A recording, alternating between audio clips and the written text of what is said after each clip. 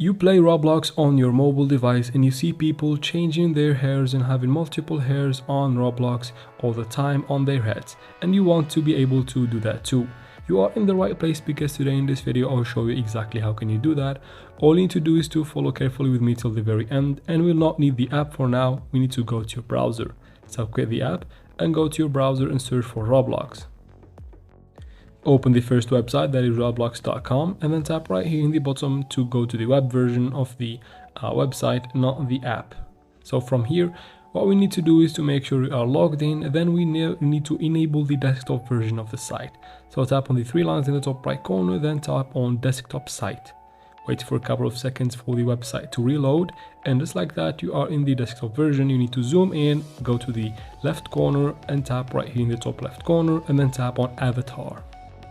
Of course, wait for the website to load up again completely. Once the website fully loads up, we need to go ahead and tap on head and body. So right here in the top of these filters, try to enable the head and body to only have a head and body enabled on items right here. So just keep tapping on it.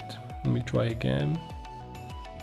So tap there and then tap right under it. I don't know why it's not working right now.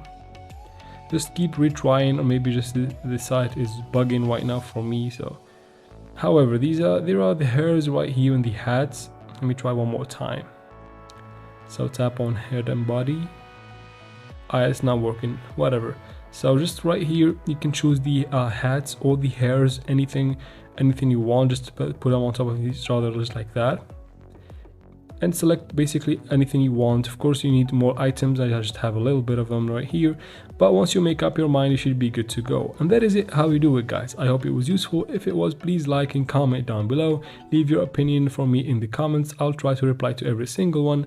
And of course, don't forget to subscribe. It really does help the channel. And thank you for watching.